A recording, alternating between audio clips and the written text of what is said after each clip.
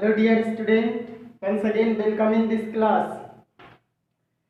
Last video में हम लोग प्रॉब्लम सॉल्व कर रहे थे, उसमें दूसरा क्वेश्चन लिखा था जो वीडियो लॉन्ग होने की वजह से उसको नहीं करे थे। आइए इसमें करने की कोशिश करेंगे और ऐसे क्वेश्चन जाने। बहुत सिंपल है और बहुत इंटरेस्टिंग है और आपको इंटरेस्ट लग से पढ़ना भी है, ओके। तभी जाकर के आपको समझ में आएगा, साइंस का एक्चुअल मतलब और मीनिंग आपको समझ में आएगा, ठीक है। आइए सबसे पहले समझते हैं पोटेशियम क्लोरेट, जिसका फार्मूला है KClO3। पोटेशियम क्लोरेट के अणुभार की गणना कीजिए, जबकि पोटेशियम का अलग परमाणु भार दे रहा है, क्लोरीन परमाणु का भार अलग दे रहा है और ऑक्सीजन जो है उसका भार अलग दे रहा है। तो इससे सिंपल कुछ हो ही नहीं सकता, क्योंकि जब किसी मान लेते 4-5 व्यक्ति एक साथ में हैं और एक फैमिली में रहते हैं और हमें उस फैमिली के सबका एक साथ में पता करना है कि वो फैमिली कितना वजन क्रिएट कर रहा है उस घर में, तो कैसे पता करेंगे?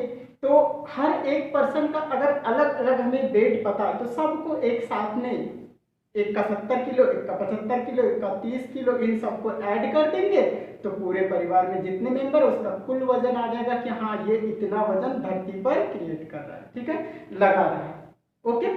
इस फैमिली का इतना, इस फैमिली का इतना, जैसे हमारे पास 3, 4, 5 मार्क है, 100 ग्राम है, 200 ग्राम है, 5 ग्राम है, 3 ग्राम है, और सबका हमें पता करना है, एक मिल करके एक फैमिली की तरह रह रहा है, तो हम सभी के वेट को क्या कर देंगे, जोड़ देंगे, बस हो गया इस तरीके से। हाँ, अब हमें यहाँ पे ये चीज समझना है कि कहीं ये बेस पे कुछ लगा हुआ है, 3 लगा हुआ है, तो क्या करेंगे, तो डेफिनेटली 3 टाइम हो जाएगा, 3 बार उसको उसके भार से गुणा कर देंगे, ठीक है। आइए समझते हैं, यहाँ पे बहुत सिंपल है।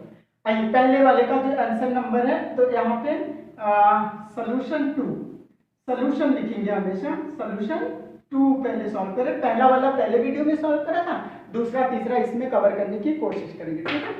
तो इस तरीके से पोटेशियम क्लोरेट के अणुभार की गणना कीजिए। पोटेशियम का इतना दे रहा है, तो अणुभार बराबर होता है उस अणु में उपस्थित परमाणुओं का भार का योग। बात समझ पा रहे, किसी भी अणु का जो भार होता है वो उस अणु में उपस्थित जितने भी परमाणु होते हैं उसके भार का योग करते। तो सबका जब दे ही रखा है तो बहुत सिंपल तरीके से इसको कर लेंगे। तो यहाँ पे लिखेंगे पोटेशियम क्लोरेट का अणुभार। अब हमें फार्मूला पता चल गया तो हम फार्मूला लिखते हैं, इतना हिंदी लिखने की जरूरत नहीं है, ठीक है। तो हम यहाँ पे लिखेंगे KClO3 का अणुभार बराबर पोटेशियम का भार प्लस क्लोरीन का भार गुणे 3 गुणे और प्लस 3 गुणे ऑक्सीजन का भार, ठीक है। इस तरह से तो हमें बहुत ज्यादा स्टेटमेंट लिखना, तो हम यहाँ लिखते हैं पोटेशियम का भार, इसके बाद नहीं लिखेंगे, इसके बाद डायरेक्ट चलेंगे, ठीक है, प्लस यहाँ पे क्लोरीन का भार, ये इसको भी हिंदी में लिखना था, प्लस 3 गुणे ऑक्सीजन का भार, ऑक्सीजन का भार, ठीक। अगर ये ना लिख करके डायरेक्ट हम लिख देते तो और बेटर होता। पोटेशियम का भार हमें पता है, पोटेशियम पहले तो इसका कितना है 39 है, तो 39 लिख दिया हमने, प्लस क्लोरीन का एक ही क्लोरीन है और एक क्लोरीन का कितना है 35 है, इस तरह से, या एक है तो एक इंटू ये करेंगे तब भी वही बात आएगी। इसको दूसरे लोग दूसरे तरीके से, 1 पोटेशियम है तो 1 इंटू एक पोटेशियम का भार 39, इस तरीके से भी लिखते, दोनों में लिखता हुआ चला जाओ। फिर क्लोरीन आपके पास कितने प्लस बीच में लगेगा, फिर एक क्लोरीन है तो एक गुणे एक क्लोरीन का भार कितना आएगा 35.5 आ जाएगा, प्लस 3 ऑक्सीजन इसमें है तो 3 गुणे एक ऑक्सीजन का भार कितना है 16 है, हो गया। यही चीज हम डायरेक्ट लिखते हैं, 29 एक बार मल्टीपल करेंगे तो 29 ही आएगा, जब 35.5 को एक बार मल्टीपल करेंगे तो एक ही आएगा, तो कितना आ जाएगा 35.5 आ जाएगा, जब 35.5 आ जाएगा इस तरीके से, तो प्लस फिर आपके पास इसको 16 दिया 48, 16 दूना 32, 16 दिया 48, 3 बार करेंगे तो 48 आ जाएगा कि नहीं आ जाएगा, ठीक। तो हम डायरेक्ट इसमें लिख रहे थे इस समय, और आप लोग भी इसी तरह से करेंगे। जब आपको आ जाएगा तो वो 1 इंटू करके लिखने की जरूरत नहीं। अगर आपको डायरेक्ट 16 या 48 यहाँ पे समझ में आ रहा था तो ये चीज भी आप पुट करते और कितना फास्ट आप सोल्यूशन कर सकते थे। लेकिन किसी को समझाना है पहली बार तो इस तरह से करना होगा, ठीक है। अब इसको ऐड करना, तो ऐड करने का वही फंडा है जो चीज आप लोग हमेशा जानते हैं। तो हम कैसे ऐड करेंगे, देखिए 39, 35.5 और फिर 48, इस तरीके से पॉइंट के बाद 0 लगा सकते हैं, इसमें कोई फर्क नहीं पड़ता, ठीक है। ऐड करने के लिए ये आसान तरीका होता है। कभी कभी यहाँ जगह 5 फिर डेसिमल के नीचे डेसिमल, 9, 5, 14, 14 और 8 कितना हो गया, 8, 4, 12 यानी 22 हो गया। क्यों 22 हो जाएगा, या 8, 5, 13, 13 और 9 22, 22 के ये हो गया 2, ठीक।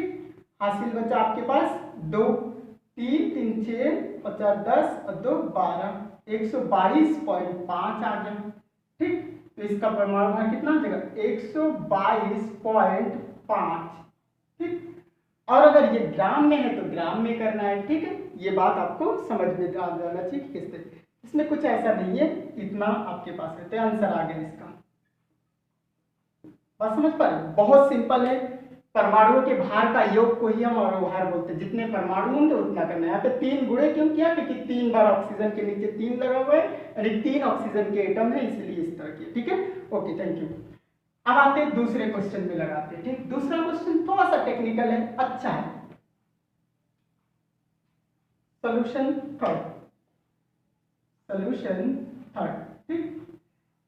लिखा है barium chloride BaCl2 into टॉइच H2, यानी बेरियम क्लोराइड के फार्मूले में 2 H2O मॉलिक्यूल भी जुड़े हुए हैं, में क्रिस्टलन जल की प्रतिशत रचना ज्ञात कीजिए। यानी इसमें जल का प्रतिशत कितना, आपने BaCl2 इंटू टॉइच H2O लिखा, तो सिर्फ इस पूरे मॉलिक्यूल को देखे तो उसमें इसका हिस्सेदारी कितना है ये चीज निकालना है। तो सिर्फ वाटर की हिस्सेदारी निकालना है।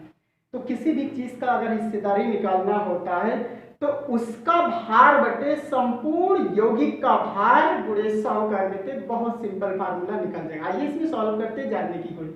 तो सबसे पहले इनका भार हमें पता होना चाहिए।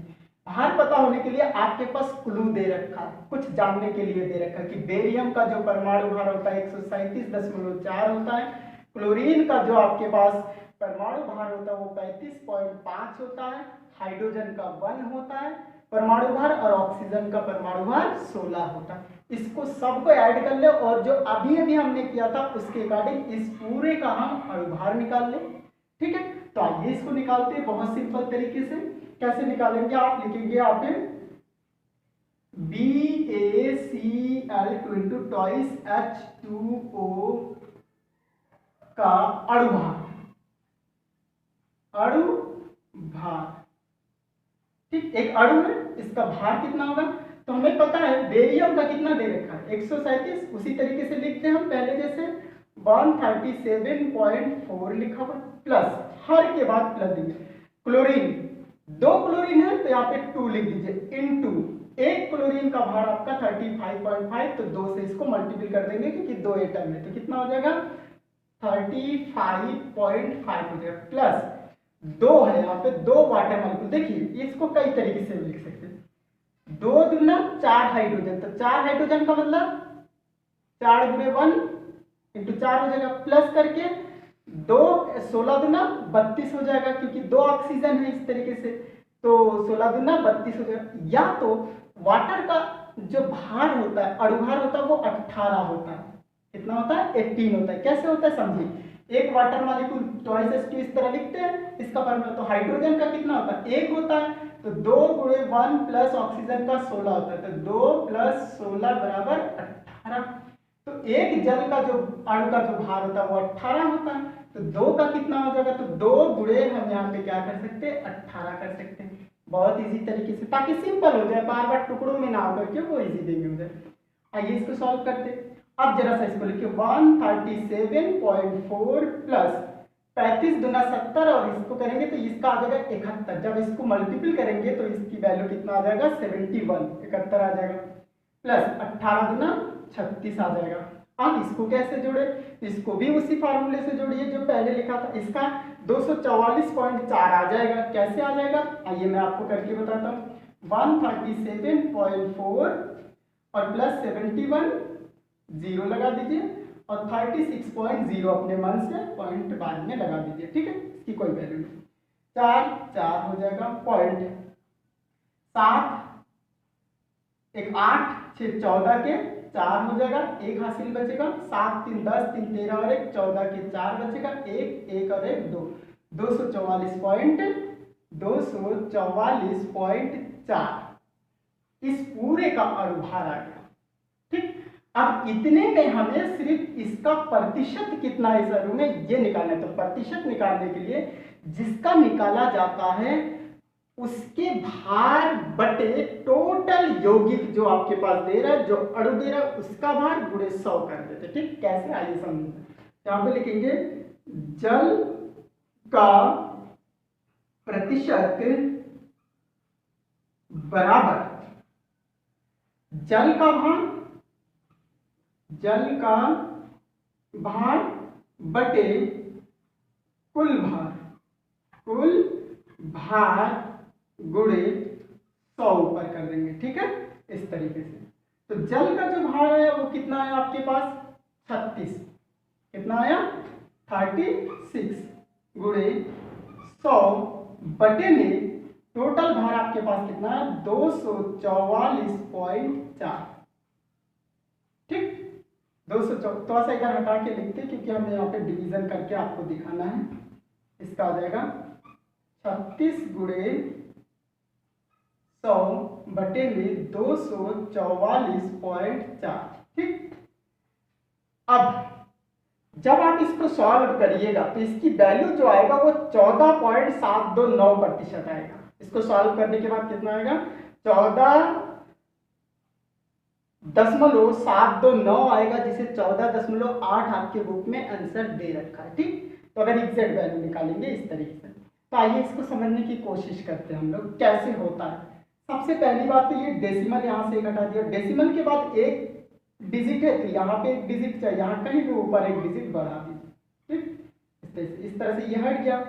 अब ये सब डिजिट आपके पास वैल्यू आ गया 36 गुणे 1000 अपॉन में 2444।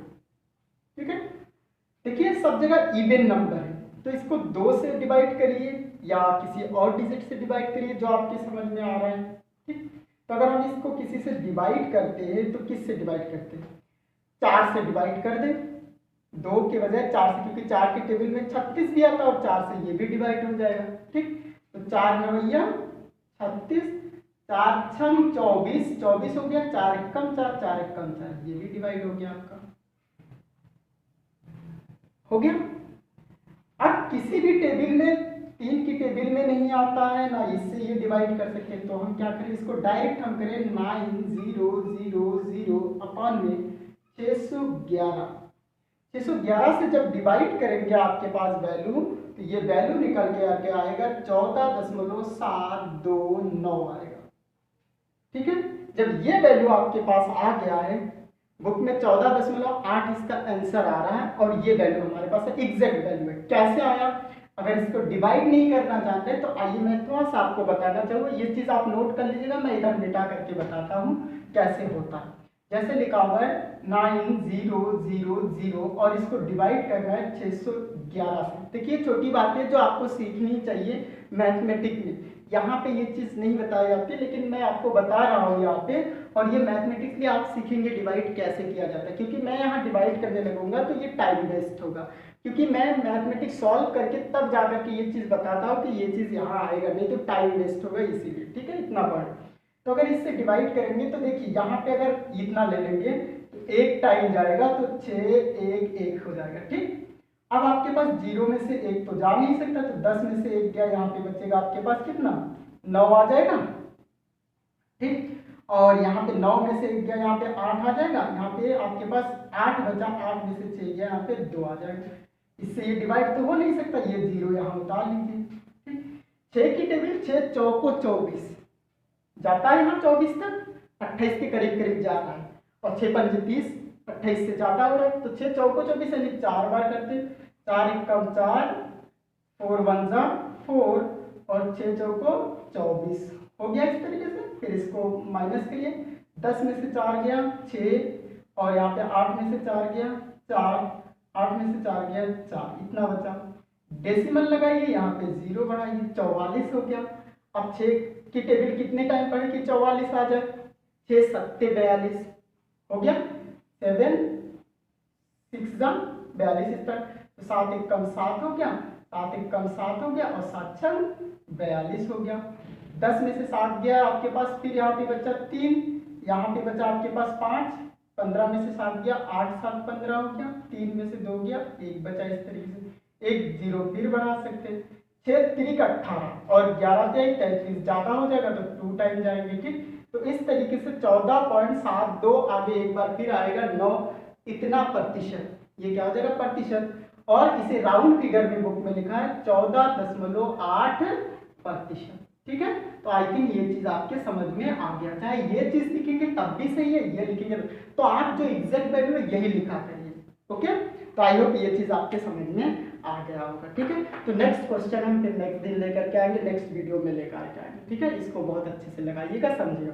और एक काम करिएगा, जब आप वीडियो देख रहे होंगे कल इस चीज को तो उस समय जब आप YouTube में जाकर के इस चीज को देखेंगे तो वहां पे YouTube को एक बार जो है सब्सक्राइब कर लीजिएगा, ताकि जैसे ही मैं वीडियो अपलोड रात में या कभी भी कर दूंगा तो आपको 1-2 दिन पहले ही वीडियो मिल जाएगा, क्योंकि आपका मोबाइल आपको बोल देगा कि हाँ एक वीडियो पहुंच चुका है। आपने अगर सब्सक्राइब कर रखा होगा, वहाँ पे एक बेल आइकन है, उसको दबाएंगे तब जा करके तो आप पहले से ही स्टडी कर सकते हैं इसको बहुत अच्छे से, ठीक है। तो दूसरे दिन जब आपके पास वीडियो पहुंचेगा तो बहुत आसानी से और अच्छे से समझ में आएगा, ठीक है। तो जरूर यूट्यूब वाले को सब्सक्राइब करके तब जाके, ठीक है। Okay, thank you, all the best.